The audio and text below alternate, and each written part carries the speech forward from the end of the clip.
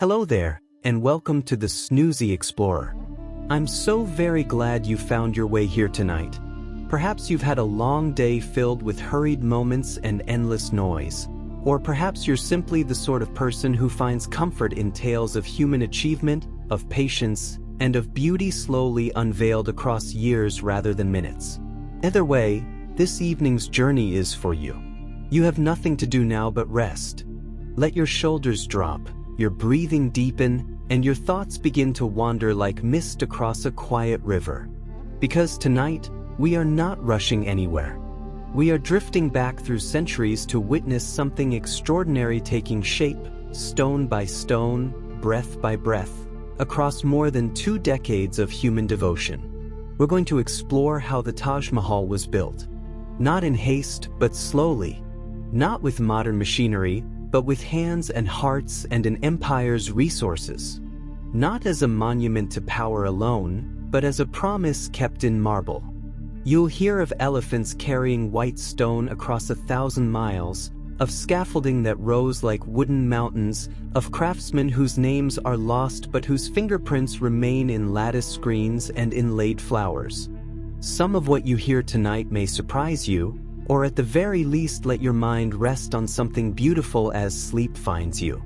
And just before we begin, if these gentle explorations help you unwind at day's end, do consider subscribing to the Snoozy Explorer. It helps others discover this quiet corner of curiosity, one restful soul at a time. Now then, let us begin. The Taj Mahal was built for love, but also for memory. In the year 1631, Mumtaz Mahal, beloved wife of the Mughal Emperor Shah Jahan, died during childbirth. She was his third wife, but by all accounts his truest companion, a woman who had traveled with him on military campaigns, advised him on matters of state, and borne him 14 children. Her death shattered him. Witnesses say the emperor's hair turned white within months. He withdrew from public life, refusing music, color, and celebration. And in his grief, he made a vow. He would build for her a structure so magnificent, so endlessly beautiful, that the world would never forget her name. This was not vanity. It was devotion made visible. And so the Taj Mahal began not with stone, but with loss. With love that had nowhere left to go but upward, into light and space and symmetry. It took more than 20 years to complete. From the first plans drawn in 1632 to the final minarets finished around 1653, the Taj Mahal consumed 2 decades of labor, resources, and imperial focus.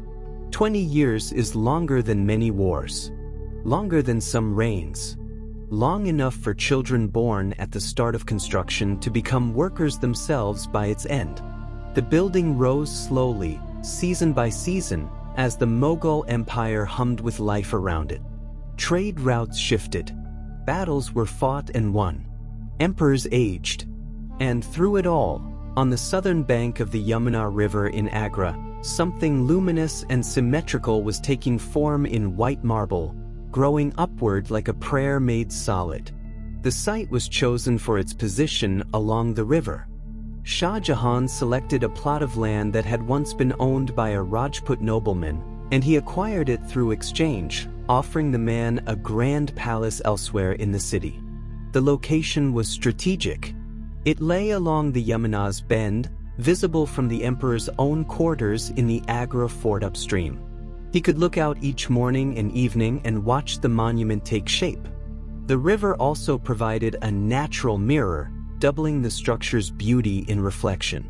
And it offered a symbolic passage, a link between the earthly city and the gardens of paradise imagined in Islamic tradition. Water, in Mughal design, is never merely functional. It is theological. It speaks of life, purity, and eternity. More than 20,000 workers labored on the monument. Laborers, stonecutters, masons, sculptors, calligraphers, inlay artists, and architects converged on the site from across the empire and beyond. Some came from as far as Persia, Turkey, and Central Asia, bringing with them techniques honed over generations. Others were local craftsmen, skilled in the Mughal tradition of pietra dura, the art of embedding semi-precious stones into marble.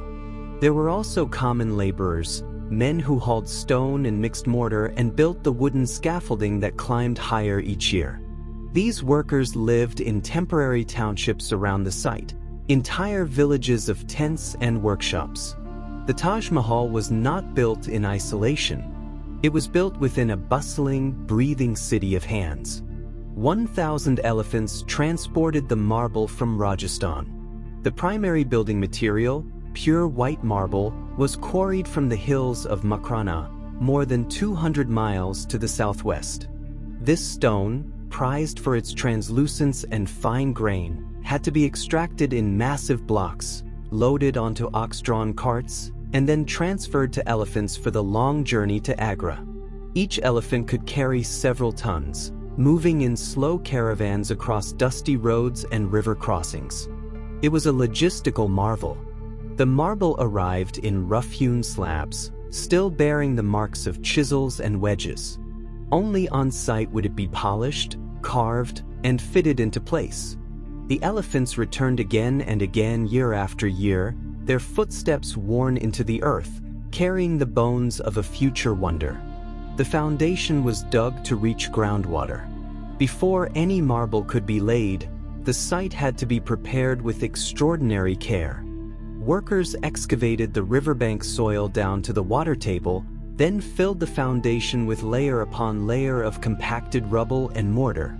This created a stable base that could support the immense weight of the structure without sinking or shifting.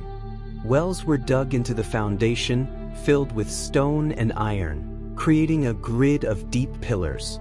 The entire platform, or plinth, was raised more than 20 feet above the surrounding gardens. This elevation served both aesthetic and practical purposes. It lifted the mausoleum into the sky, making it visible from afar, and it protected the structure from the seasonal flooding of the Yamuna River. The foundation alone took years to complete. Red sandstone was brought from quarries near Agra. While white marble formed the mausoleum itself, much of the surrounding complex was built from red sandstone, a material abundant in the region and commonly used in Mughal architecture.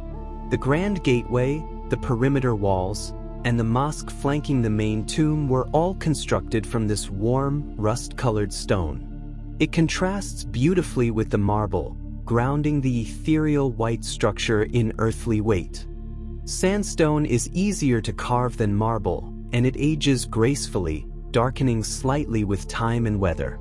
The two materials used together create a dialogue. One speaks of heaven, the other of soil and root and the world we walk through. The complex is aligned with celestial precision. Mughal architects were deeply attuned to geometry, astronomy, and the symbolic arrangement of space. The Taj Mahal sits at the northern end of a vast rectangular garden divided into 4 quadrants by water channels, a layout known as a charbagh, representing the 4 rivers of paradise. The mausoleum itself is placed not at the center, but at the far end, so that it appears to float beyond the garden, as if already part of another realm. The entire complex is aligned along a north-south axis, and the main dome is positioned so that it catches the changing light throughout the day. From dawn's soft rose to midday's blazing white to the amber glow of dusk, the Taj Mahal is never the same twice. Its beauty shifts with the sun. 28 types of precious and semi-precious stones were inlaid into the marble. Among the most intricate and time-consuming tasks was the pietra dura work, the embedding of colored stones into the marble surfaces to form floral patterns, calligraphy, and geometric designs. Craftsmen used jasper, jade, turquoise, lapis lazuli, carnelian, coral, and mother-of-pearl, among others. Each piece was cut to fit precisely into channels carved into the marble, then polished flush with the surface. The flowers that adorn the interior walls and the cenotaphs are so finely detailed that they seem almost alive. Petals curve, leaves overlap, stems intertwine. These inlays were not applied hastily. They were composed with the care of a jeweler, one fragment at a time, across months and years. The marble was polished with abrasives and plant resins. Achieving the Taj Mahal's luminous surface required not only fine stone but also extraordinary finishing techniques. Workers used progressively finer abrasives, sand, powdered stone, and finally plant-based pastes to buff the marble to a soft glow. In some areas, a thin layer of translucent glaze may have been applied, though this remains a subject of scholarly debate. What is certain is that the surface was treated with great attention, creating a skin that catches and holds light in subtle ways. The marble does not glare. It breathes. It seems to emit light from within, especially under moonlight, when the entire structure appears to float, weightless and ghostly, above the gardens. The central dome rises more than 200 feet. The great bulbous dome, crowned with a golden finial, is the Taj Mahal's most recognizable feature. It sits atop a cylindrical drum, itself raised on a square base, creating a layered ascent that draws the eye upward. The dome's interior is double-shelled. The inner dome, visible from inside the tomb chamber, is lower and more modest, creating an intimate space for mourners. The outer dome, however, soars high into the sky, visible from miles away, a silhouette of grace and balance. Between these two shells lies an empty cavity, which serves both structural and acoustic purposes. Voices within the tomb reverberate softly, as if the walls themselves are listening. 4 minarets stand at the corners of the platform. Each minaret is more than 130 feet tall, slender and fluted, crowned with a domed pavilion. They frame the mausoleum symmetrically, adding verticality and balance. But they were also designed with a subtle tilt, leaning slightly outward, away from the main structure. This was intentional. In the event of an earthquake or collapse, the minarets would fall outward, sparing the central tomb. It is a small but telling detail. Even in their beauty, these towers are protective, standing guard like sentinels over the resting place of a beloved queen. The minarets are functional as well. Muezzins once climbed their internal staircases to call the faithful to prayer. The tomb chamber is octagonal and echoes with sound. At the heart of the Taj Mahal lies the cenotaph of Mumtaz Mahal, surrounded by an octagonal marble screen so finely carved it resembles lace. The screen filters light, casting delicate shadows across the floor. Her actual grave lies below, in a lower chamber that is sealed and inaccessible to visitors. Beside her rests Shah Jahan, who was interred there after his death in 1666, breaking the perfect symmetry he had so carefully designed. His tomb was not part of the original plan. It is slightly larger, slightly off-center. Some say this makes the monument more human. Love, after all, is rarely perfectly symmetrical. The interior screens were carved from single slabs of marble. The jali screens that encircle the cenotaphs are among the most astonishing feats of craftsmanship in the entire structure. Each panel was carved from a single piece of marble, pierced with intricate geometric and floral patterns that allow light and air to pass through. The work required not only precision but also courage. One wrong strike could shatter the entire piece. The screens are so delicate that they seem almost weightless, as if the stone has been coaxed into softness. When sunlight filters through, the patterns cast shifting shadows on the tomb, a kind of visual poetry that changes throughout the day. Calligraphy adorns the walls in flowing Arabic script. Verses from the Quran were inscribed around the arches, doorways, and walls, rendered in elegant Thuluth script by the calligrapher Amanat Khan. He was one of the few artisans whose name was signed on the monument, an honor that speaks to the esteem in which his work was held. The letters were inlaid in black marble, creating a stark and beautiful contrast against the white stone. As the inscriptions rise higher on the structure, the size of the letters increases slightly, a technique called perspective correction, ensuring that they appear uniform when viewed from the ground. The words invite contemplation, prayer, and reflection. They speak of paradise, mercy, and the soul's journey beyond death. The gardens were designed as a paradise on earth. The Char Bagh layout, with its symmetrical water channels, fountains, and tree-lined pathways, was intended to evoke the Quranic description of paradise. The garden was not merely decorative. It was theological, a physical manifestation of spiritual ideals.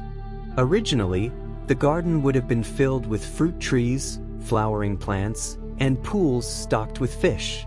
Pathways were paved with red stone, and the sound of water was constant, flowing through channels, spilling into basins, reflecting the sky.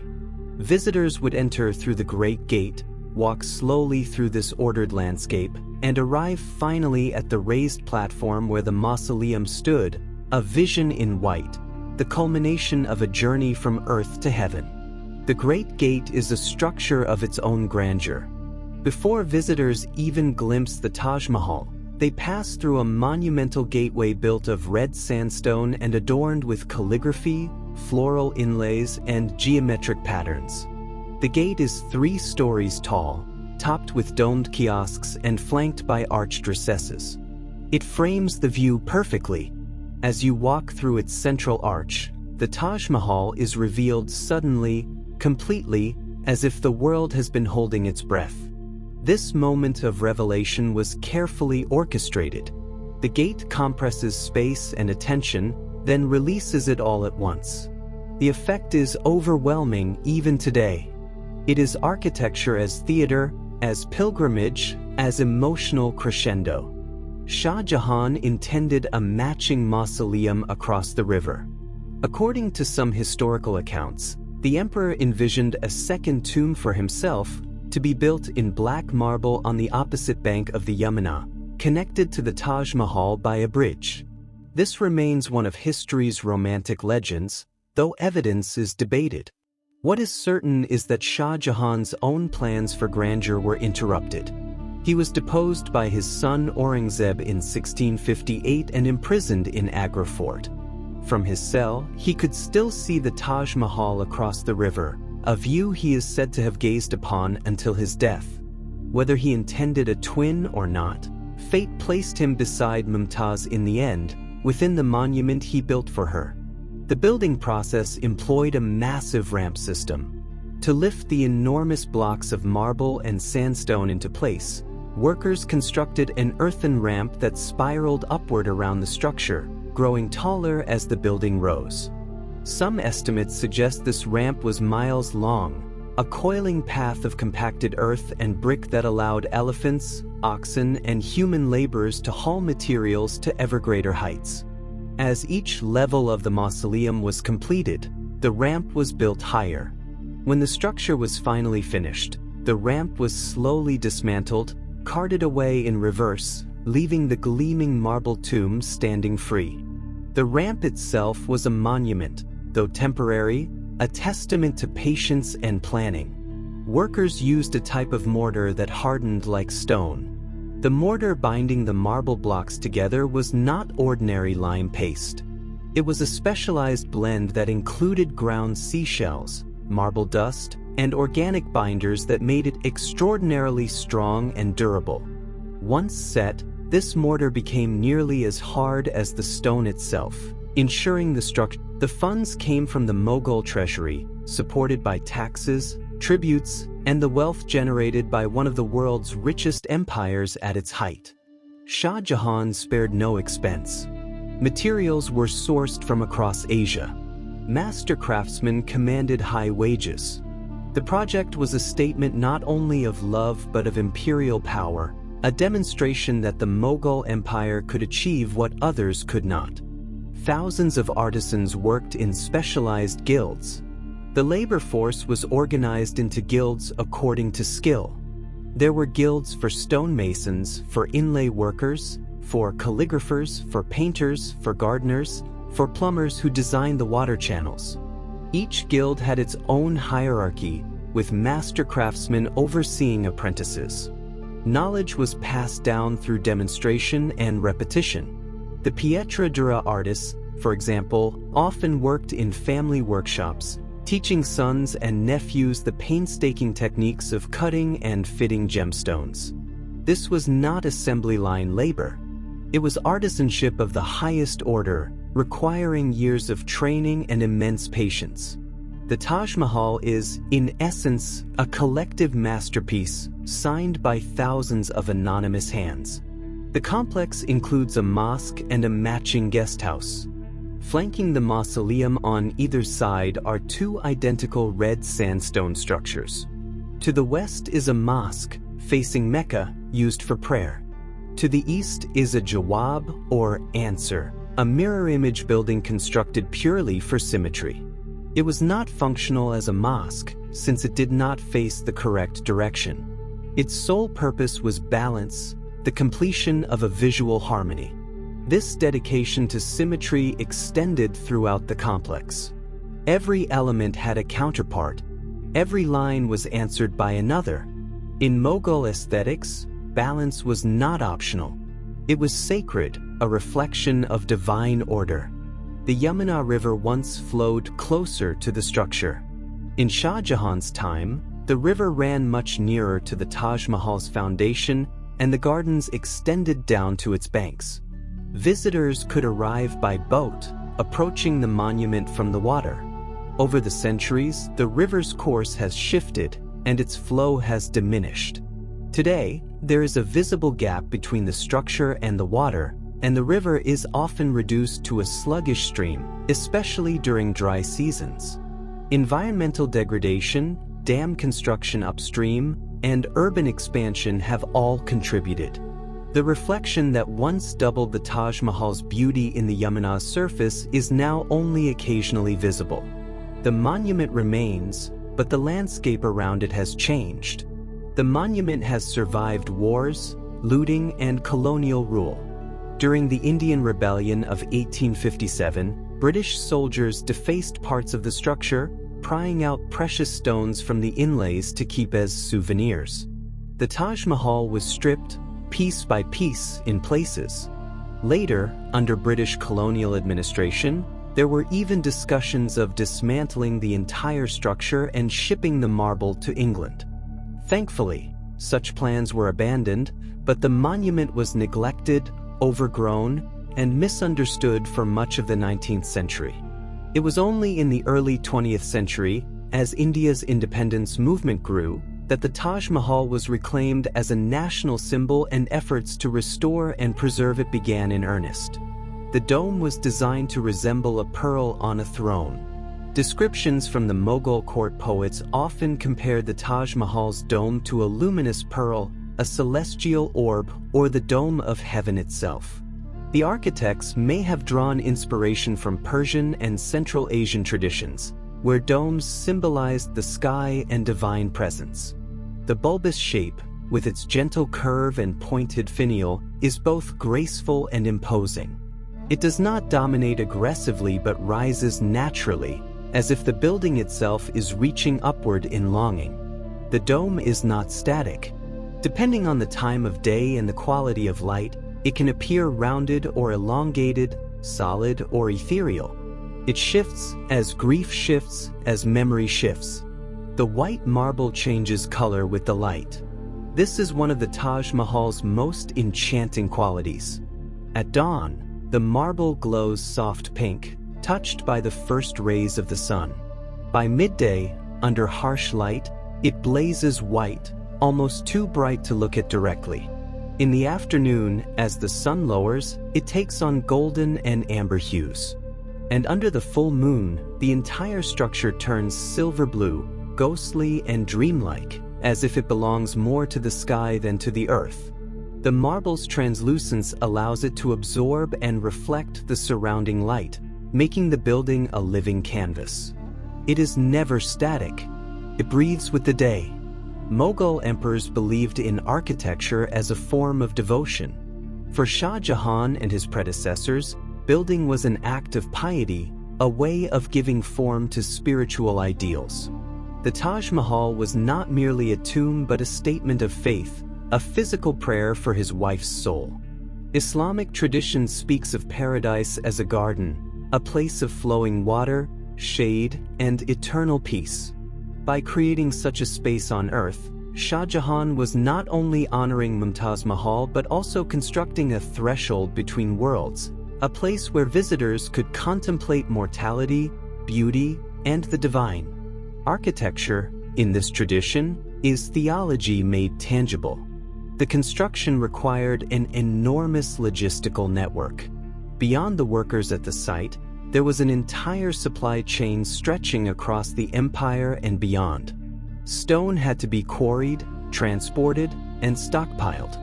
Gemstones were sourced from mines in distant regions.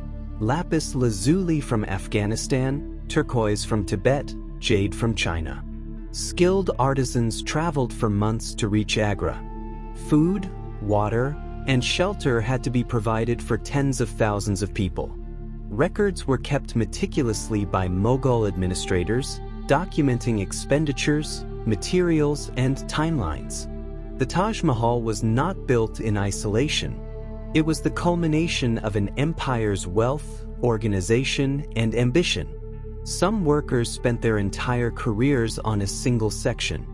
Given the scale and duration of the project, many craftsmen dedicated years, even decades, to specific tasks.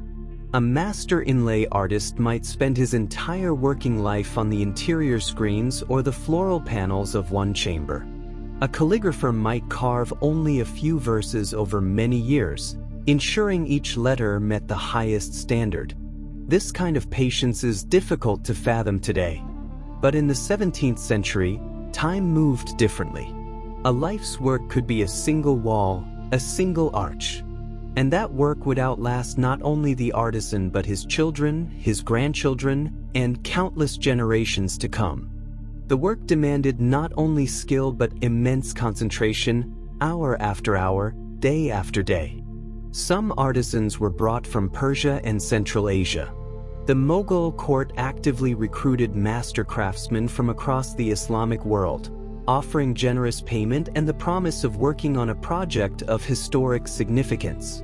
Persian architects, Turkish calligraphers, and craftsmen from Samarkand and Bokhara brought techniques and aesthetic traditions that blended with local Indian styles. This cross-cultural collaboration gave the Taj Mahal its unique character, neither purely Persian nor purely Indian, but a synthesis. It is a monument that belongs to multiple traditions, a meeting place of cultures expressed in stone. The platform contains dozens of vaulted chambers. Beneath the marble courtyard, within the massive plinth, are numerous arched chambers, built partly to reduce the weight of the structure and partly for functional purposes. Some may have been used for storage. Others served as structural supports, distributing the load of the mausoleum above. These chambers are dark, echoing spaces rarely seen by visitors. They form a kind of hidden underworld beneath the gleaming surface, a reminder that even the most ethereal beauty rests on solid, unseen foundations. The Taj Mahal's proportions follow sacred geometry. The architects used mathematical ratios and geometric principles believed to reflect divine harmony. The height of the dome, the width of the facade, the spacing of the minarets, all were determined according to proportional systems. Circles, squares, and 8-pointed stars recur throughout the design, shapes with symbolic significance in Islamic art and cosmology. The number 8 in particular is prominent. The octagonal tomb chamber, the 8-sided plan of the inner structure. 8 is the number of paradise in Islamic tradition, the number of levels in heaven. Every dimension was intentional, every measurement a kind of prayer. Workers labored year-round, even during monsoon and summer heat. Construction did not pause for weather.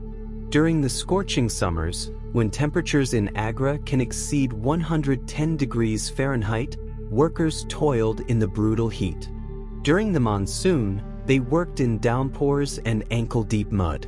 The rhythm of construction was relentless, driven by the emperor's grief and the empire's resources. Workers were organized in shifts so that labor continued from dawn to dusk, sometimes through the night when deadlines pressed. The Taj Mahal is not just a monument of beauty. It is a monument of endurance, built by people who bent their bodies to the task, season after season, year after year. The marble blocks were cut using iron chisels and wooden wedges. Quarrying marble in the 17th century was labor-intensive and dangerous. Workers would drill a line of holes along the desired break, then hammer in wooden wedges. Water was poured over the wedges, causing the wood to expand and the stone to crack along the line. This process could take days for a single block. Once freed, the block was shaped roughly at the quarry to reduce weight, then transported. The precision cutting and carving happened on-site in Agra, where master masons worked the stone into the exact shapes needed for walls, arches, and screens. The garden's central pool was designed to reflect the mausoleum. At the heart of the Char Bagh lies a long rectangular pool, aligned perfectly with the Taj Mahal. On still days, the water's surface becomes a mirror, capturing an inverted image of the monument. This reflection was intentional, a visual metaphor. The earthly structure points upward, the reflection points downward, creating a sense of infinity, of heaven and earth joined. Visitors walking through the garden would see this doubled image long before reaching the tomb itself, a preview and a promise. The pool was not merely decorative, it was philosophical, a commentary on duality, symmetry, and the nature of reality. Shah Jahan was a patron of the arts throughout his reign. The Taj Mahal was not an isolated project. Shah Jahan commissioned palaces, mosques, gardens, and entire cities. His architectural legacy includes the Red Fort in Delhi, the Jama Masjid, and portions of the Lahore Fort. He surrounded himself with poets, musicians, painters, and scholars. His court was a center of culture and refinement. The Taj Mahal, then, must be understood within this larger context. It was the pinnacle of his patronage, the culmination of a life spent in pursuit of beauty and order, but it was not an anomaly. It was the flower of a garden he had been tending for decades. The monument's completion marked the end of an era. By the time the Taj Mahal was finished in the early 1650s, the Mughal Empire was beginning its slow decline. Shah Jahan's later years were marked by succession struggles, and he was eventually overthrown by his own son. The empire's resources, stretched by decades of military campaigns and monumental building projects, began to wane. The Taj Mahal stands, in some ways, as the final great statement of Mughal cultural power. After it, no structure of comparable ambition or beauty would be built. It is both a beginning and an ending, a masterpiece and a farewell. The structure has no steel or modern reinforcements. The entire monument was constructed using only traditional materials and techniques: stone, mortar, timber, and rope. There are no hidden steel beams, no concrete cores, no modern engineering shortcuts. Its stability comes purely from the quality of materials, the precision of construction, and the intelligence of the design. Load-bearing walls, arches, and domes distribute weight naturally. The structure stands because it was built to stand, because every stone was placed with care, because the architects understood gravity, balance, and time. The calligraphy grows larger as it ascends. As mentioned earlier, the inscriptions on the Taj Mahal employ a subtle trick of perspective. The higher the text, the larger the letters, so that when viewed from ground level, all the script appears uniform in size. This technique, known as anamorphosis or perspective correction, required extraordinary planning. The calligrapher had to calculate the exact rate of enlargement needed for each successive band of text, adjusting letter heights and spacing based on the viewer's distance and angle. It's a sophisticated understanding of visual perception, applied with mathematical precision centuries before modern optics. The result is seamless. Unless told, most visitors never notice the variation in letter size. They simply experience perfect readability, the words floating in space with apparent ease. The construction employed a primitive but effective pulley system. To lift heavy blocks of marble and sandstone to the upper levels, workers used systems of ropes, wooden pulleys, and counterweights. Teams of laborers or animals would pull on ropes threaded through wooden wheels mounted on scaffolding, hoisting materials slowly upward. The physics were simple, but the execution required coordination and strength. A single marble block might take hours to raise, inch by inch, swaying gently as it climbed. The risk of accident was constant. A snapped rope could send tons of stone crashing down. Yet somehow, through careful attention and collective effort, the structure rose without catastrophic failure. Some of the precious stones came from as far as China and Arabia. The Mughal Empire's extensive trade networks allowed Shah Jahan's agents to source materials from vast distances. Jade was imported from China, cornelian from Arabia, turquoise from Tibet, lapis lazuli from Afghanistan. Each shipment represented months of travel, negotiation, and expense. Caravans crossed deserts and mountains, ships sailed monsoon seas. The Taj Mahal is not just Indian. It is cosmopolitan, a gathering of the world's treasures assembled in one place, a monument that embodies the interconnectedness of the 17th century world, the flow of goods and ideas along the Silk Roads and maritime routes. The monument survived because it was too beautiful to destroy. During times of conflict, conquest, and political upheaval, the Taj Mahal might easily have been demolished or defaced beyond recognition. But again and again, conquerors and colonizers chose to preserve it. Even the British, who stripped some of its stones and considered dismantling it, ultimately recognized its value. Beauty, it seems, has a power that transcends politics. The Taj Mahal endured not because of treaties or laws, but because people from many cultures and faiths looked at it and found it worthy of protection. It survived because it moved hearts. The mosque and Jawab buildings are architectural echoes. These flanking structures, built of red sandstone, mirror each other perfectly. The mosque, to the west, serves a religious function. The Jawab, to the east, serves only symmetry. Yet both are fully realized buildings, complete with domes, arches, and decorative details. This commitment to balance, even at the cost of building an entire false structure, reveals the depth of Mughal aesthetic philosophy. Harmony was not negotiable. If balance required building something with no practical use, so be it. The visual and spiritual integrity of the whole was more important than functional economy. The tomb chamber's acoustics were carefully designed. Precious stones were sometimes smuggled or substituted. Despite strict oversight, there were inevitably instances of theft, substitution, or fraud. A less scrupulous supplier might deliver lower quality stones mixed with premium ones. A worker might pocket a small piece of jade or turquoise. Records hint at occasional scandals and punishments. The Taj Mahal's beauty depended not only on design and skill but on systems of accountability, inspection, and trust. Even in a project of such grandeur, human nature asserted itself. Perfection was the goal, but the path to it was messy, complicated, and very human. The gardens were maintained by a permanent staff of gardeners. Once the monument was complete, the garden required continuous care.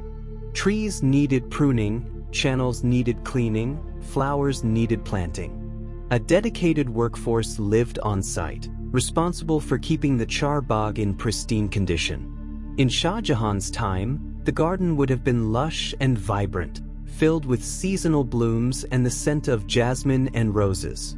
Over the centuries, maintenance waxed and waned.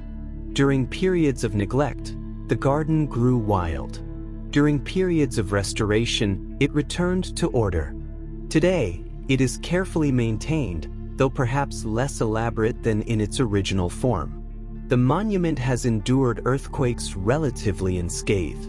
Northern India is seismically active, and the Taj Mahal has weathered numerous earthquakes over nearly 4 centuries. Its survival is a testament to the structural intelligence of its design. The interlocking arches, the flexible mortar joints, the freestanding minarets, the deep foundations, all contribute to resilience. The building can sway slightly without cracking. Small movements are absorbed and distributed. While minor damage has occurred over the years, the structure as a whole remains remarkably intact, a testament to the engineering wisdom embedded in traditional construction techniques. The interior decoration took years longer than the exterior. While the basic structure of the Taj Mahal was completed relatively quickly, the detailed interior work, the inlay, the carving, the calligraphy, continued for many additional years. Craftsmen worked in dim light, inside the tomb chamber and surrounding halls, fitting tiny pieces of stone with infinite patience. Visitors today often spend only moments inside, but those moments are made possible by years of unseen labor. The interior is where the monument's soul resides, where grief and beauty are most intimately expressed. Some workers died during construction. Building a monument of this scale over 2 decades inevitably resulted in accidents, injuries, and fatalities. Workers fell from scaffolding, were crushed by falling stone, succumbed to heat stroke or illness. There are no detailed records of casualties, but the human cost was real. The Taj Mahal, like many great monuments, is built on sacrifice. Its beauty is inseparable from the sweat, pain, and lives of those who made it.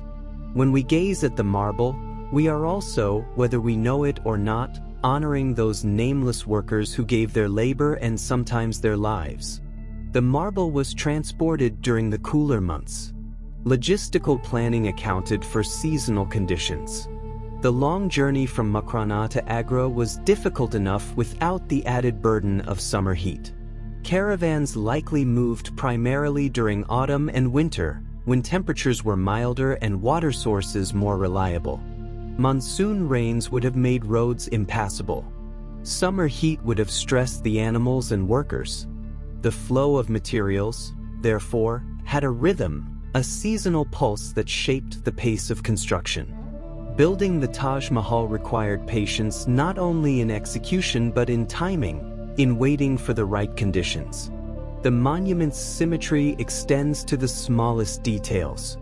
Even elements invisible to casual visitors, the placement of drainage holes, the arrangement of bricks within walls, the spacing of structural supports, were executed with symmetrical precision. This obsessive attention to balance was not merely aesthetic. It was spiritual, reflecting Mughal belief in order as a manifestation of divine will. Chaos and asymmetry were associated with the material, fallen world. Symmetry represented the perfection of paradise, the harmony of the cosmos. Every brick, every joint, every hidden seam reinforced this vision. The mausoleum appears to float above the platform. This illusion is achieved through several design choices. The white marble contrasts starkly with the red sandstone below. The arched recesses around the base create shadows, obscuring the transition between platform and structure. From certain angles, especially in soft light, the mausoleum seems to hover, disconnected from the ground. This effect is magical, almost supernatural. It reinforces the idea that the Taj Mahal is not quite of this world, that it exists on the threshold between earth and heaven, solid yet weightless, present yet transcendent. The central chamber receives light from multiple sources. Though it appears dim inside, the tomb chamber is illuminated by sunlight filtering through carved marble screens, from high windows in the drum beneath the dome, and from openings in the surrounding arcade. The light shifts throughout the day, creating different moods. Morning light is soft and golden. Midday light is bright and clear. Evening light is warm and amber. This changing illumination animates the space, making it feel alive and responsive. The chamber is never static. It breathes with light, just as the exterior breathes with the sun's passage across the sky. The Taj Mahal inspired countless imitations. In the centuries since its completion, rulers and patrons across the world have attempted to recreate its beauty. Bibi Ka Maqbara in Aurangabad, built by Shah Jahan's son, is often called the poor man's Taj. Countless other tombs, mosques, and memorials borrowed elements of its design. Yet none achieved the same perfection. The Taj Mahal's beauty lies not just in its individual features but in their synthesis, in proportions and balances that cannot be easily replicated. It stands alone, not because others didn't try to match it, but because what it achieved was singular, unrepeatable. The complex was designed to be approached from the south. The main entrance is through the Great Gate on the southern side, emerging from the bazaar and civic areas. This directional approach was intentional. Visitors were meant to move from the worldly realm, the noise and commerce of the bazaar, through a transitional threshold, the gate, and into a sacred space, the garden and tomb. The journey was structured, a progression from profane to sacred, from noise to silence, from multiplicity to unity. Even the experience of visiting was choreographed, designed to prepare the heart and mind for encounter with beauty and grief. The stone inlay technique is called parchin kari in India. While the Italian term pietra dura is often used, the Indian tradition has its own name and history. Parchin kari involves cutting precious and semi-precious stones into precise shapes and embedding them into marble or other stone surfaces. The technique was refined in Mughal India to an extraordinary degree, reaching its apex in the Taj Mahal. After Shah Jahan's reign, the art continued but never again at such scale or perfection. Today, parchin kari artisans still work in Agra, carrying on a tradition that stretches back centuries, though the market has shifted to smaller items like tabletops and decorative panels. The monument has been called a teardrop on the face of eternity. This poetic description, sometimes attributed to Rabindranath Tagore, captures the Taj Mahal's emotional essence. It is beautiful, yes, but that beauty is tinged with sorrow. It is monumental, yet intimate. It speaks of love, but a love that ended in death. The phrase, teardrop on the face of eternity, acknowledges both the monument's transcendence and its profound sadness. It is not a celebration. It is a mourning made eternal, a grief that refuses to fade, crystallized in marble so that the world might witness and remember. The construction created employment for entire villages. For 20 years, the project sustained thousands of families. Wages flowed into the local economy. Markets thrived. Skills were taught and passed down. The Taj Mahal was not only a monument but an economic engine, driving growth and opportunity in Agra and surrounding regions.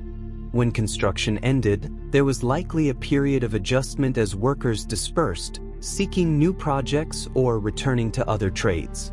The monument's impact was not only aesthetic or spiritual but material, shaping lives and livelihoods across a generation. The river once provided a cooling breeze through the complex.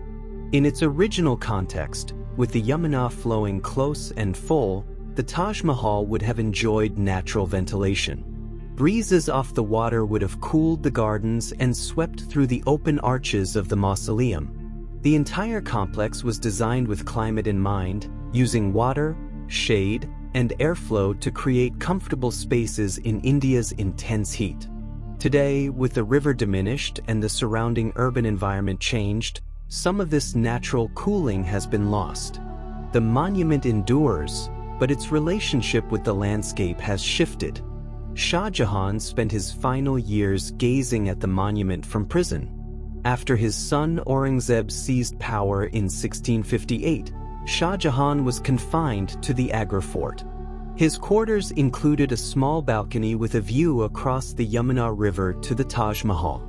According to tradition, he spent hours there, looking at the monument he had built for his beloved wife, now unable to visit it. He died in 1666, still imprisoned, still gazing. There is something almost unbearably poignant about this image. The builder of the world's most beautiful monument, reduced to a spectator, watching from a distance the only thing that remained of his greatest love. The Taj Mahal was once surrounded by lush gardens and water features. The original landscape was far more elaborate than what exists today. Fruit trees, mango, cherry, pomegranate, lined the pathways. Flower beds bloomed with roses, marigolds, and jasmine. Fountains played throughout the gardens, their jets timed to create visual rhythms. The sound of water was constant, a gentle music underlying the entire experience. Over centuries, much of this horticultural richness was lost. The British, preferring lawns to intricate gardens, simplified the landscape. Modern restoration efforts have attempted to recreate the original vision, but much remains only in historical descriptions and the imagination. The monument has become a symbol of India itself. Though built by a Muslim emperor for his Muslim wife, the Taj Mahal transcends religious and cultural boundaries. It appears on currency, in tourism campaigns, and in national iconography. It represents India to the world, its history, its aesthetic traditions, its capacity for creating beauty. This symbolic weight is both honor and burden. The monument must now represent a nation, carry meanings it was never designed to bear. Yet perhaps this universality is appropriate. The Taj Mahal speaks a language beyond any single tradition, the language of love, loss, and the human need to make beauty from grief. The minarets ring softly when struck. The hollow interior of each minaret creates a resonant cavity. If you strike the marble with your knuckles, it produces a clear, bell-like tone that reverberates through the tower. This acoustic property was likely known to the architects and may have served both practical and aesthetic purposes.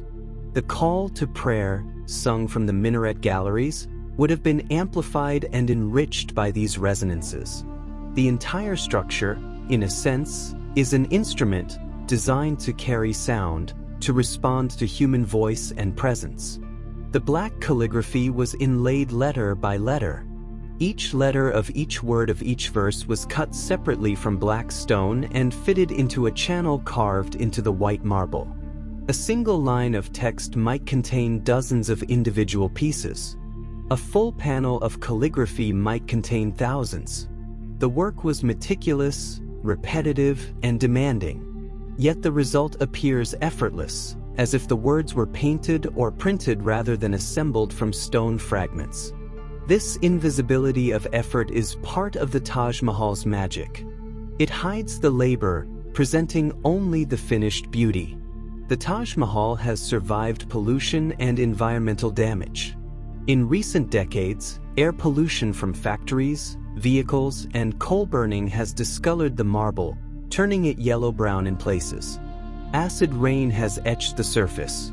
Insect infestations have left stains. The Archaeological Survey of India has undertaken repeated cleaning and restoration efforts, using clay packs to draw out pollutants and gentle washing to restore the marble's white glow.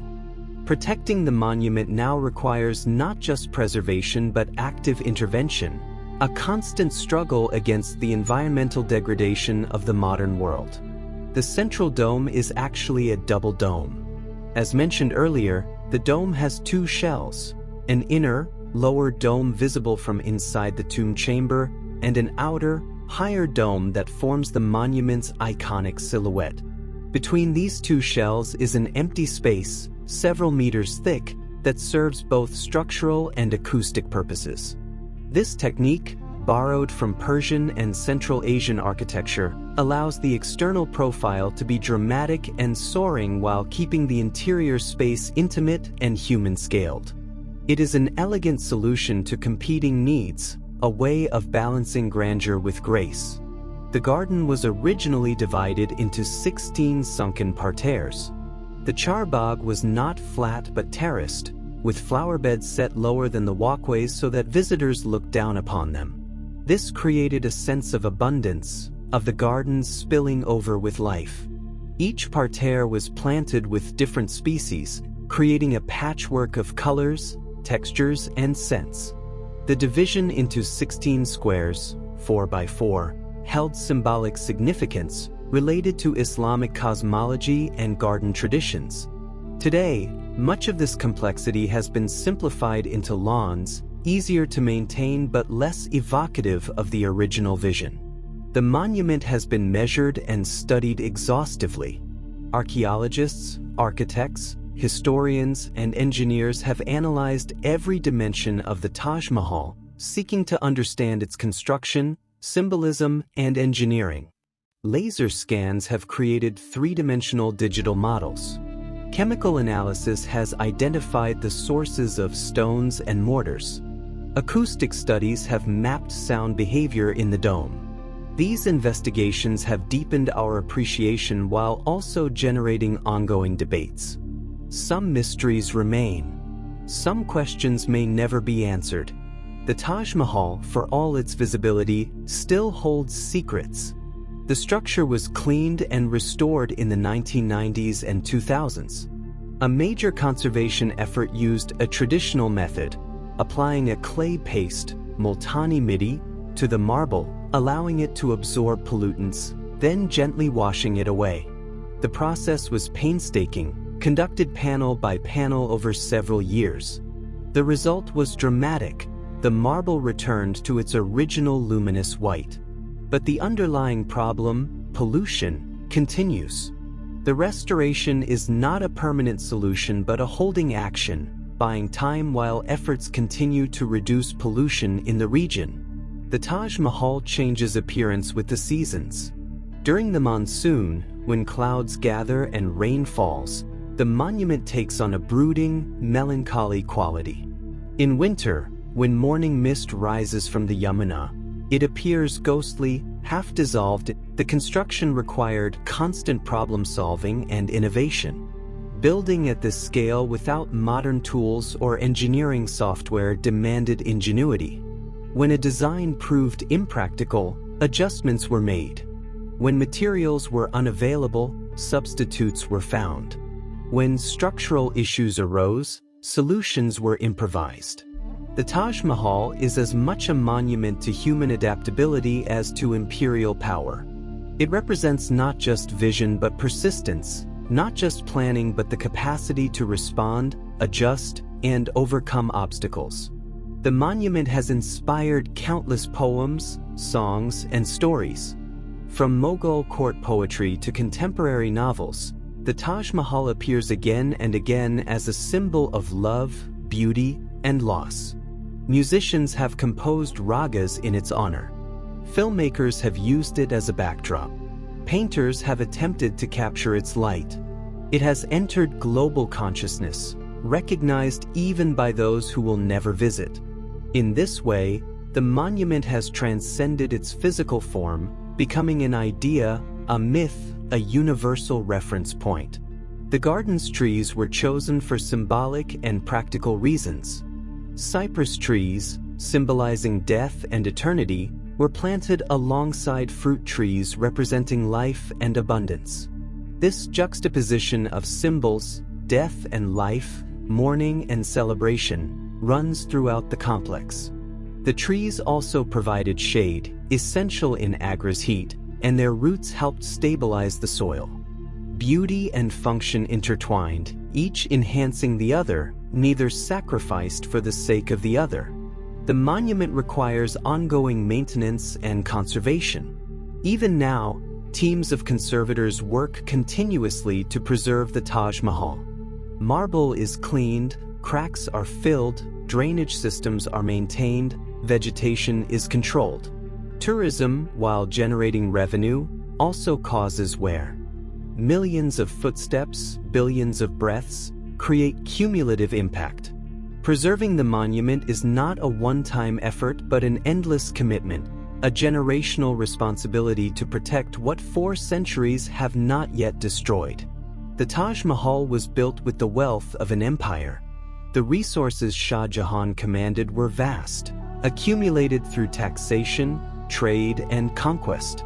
The monument was expensive beyond imagination, consuming a significant portion of the imperial treasury. Some historians argue this expenditure contributed to the empire's eventual decline, draining wealth that might have been used for military or administrative purposes. Others see it as the proper use of imperial power, not for destruction but for creation, not for war but for beauty. The debate continues. The structure has been studied by architects worldwide. Students of architecture make pilgrimages to Agra to measure, sketch, and photograph the Taj Mahal. It appears in textbooks, lectures, and design studios. Its proportions, symmetry, and integration of structure and ornament have influenced architectural thinking across centuries and cultures. It is both a historical artifact and a living source of inspiration, a teacher that continues to instruct, challenge, and inspire new generations of builders and dreamers. The monument stands as a testament to what humans can achieve. In the end, the Taj Mahal is not just about love or grief or empire. It is about human capacity, the ability to imagine something that does not exist and then, through patience, skill, and collective effort, bring it into being.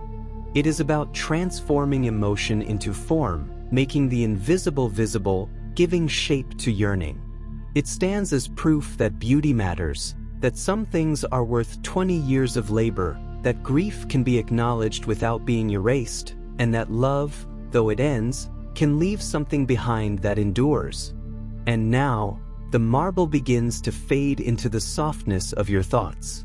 We have wandered together through more than 2 decades of construction, from the first foundation stones laid in sorrow to the final inlays placed with trembling precision. You have heard of elephants crossing deserts, of scaffolding climbing into clouds, of craftsmen whose hands shaped flowers in stone that will bloom forever.